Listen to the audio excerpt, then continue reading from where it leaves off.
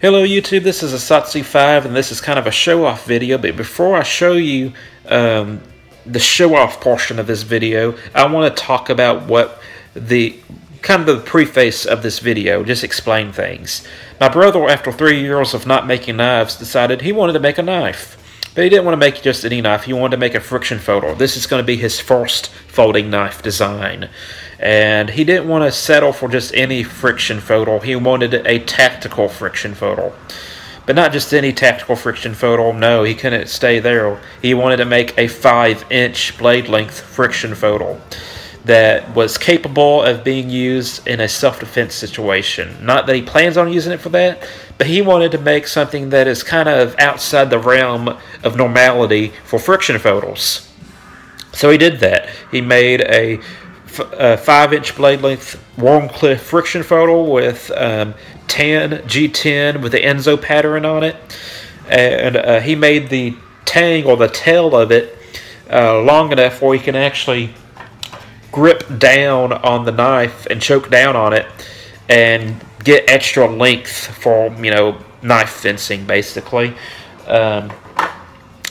So yeah, that's his design. I'm going to show it to you hopefully here pretty soon. He's not taking orders, he's not making knives to sell.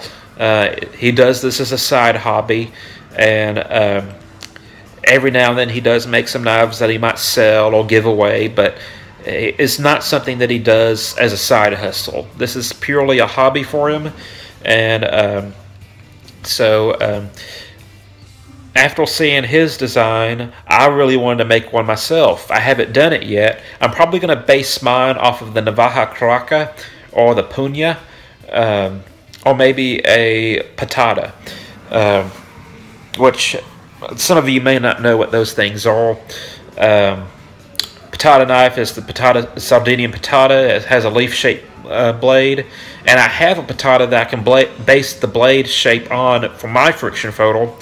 Or it could be the Navaja Caraca, which would be more like the Cold-Steel Espada. It can have clip or leaf-shaped blades. And then there's the Punya, which is a Spanish fighting knife that's thrust-oriented. Still technically cut and thrust, but it's more thrust-oriented. And basically, a Punya is a dagger in Spanish. Spanish also has the daga, or daga, which is dagger in Spanish, but it's a fixed blade. A Punya is actually, if I'm saying that right, hopefully I am, is actually a, it can be either folding or fixed blade. They compare it to an Italian stiletto, you know, like the tie light. You know, it kind of serves that purpose. So I can have leaf-shaped blades, I can have clip blades and make my design. I'm not the craftsman that my brother is. Got, what is that, toothpaste? So I'm probably going to need him to grind the bevels for me to get a good grind on it. But I can probably cut it out and hopefully do the handles myself with, you know, his help. Obviously, I've made very few knives, and the knives that I make are pretty crappy. Yeah, so I want to make my own friction folding, something that I can say, this is mine, I designed it. I've had a big part in making it, you know, just pride of ownership. I made this. That, to me, that's awesome. There's not very many things that I can be that proud of. Even my William Henry knife, to me, I'm not that proud of this knife. You can see that a diamond fell out. It's a beautiful knife. It's an attractive knife. I enjoy using it, but I don't use it that much unless I'm going to a wedding or something like that. And it's just a knife. You know, after you get over the expensive materials to make the knife, it's pretty much just an insanely expensive knife, and it's not Excalibur. It's not a lightsaber. It's just a knife that's insanely expensive.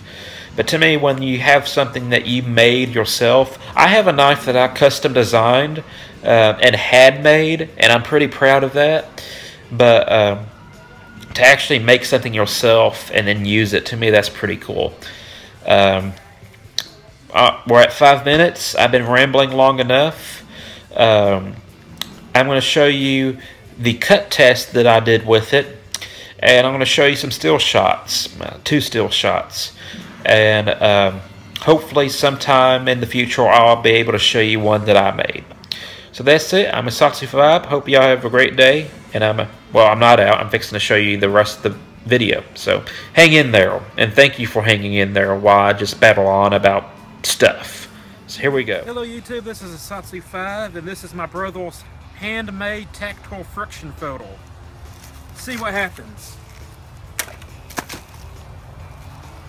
I dare say if we had a longer pad, we could have got it to stay. There it is.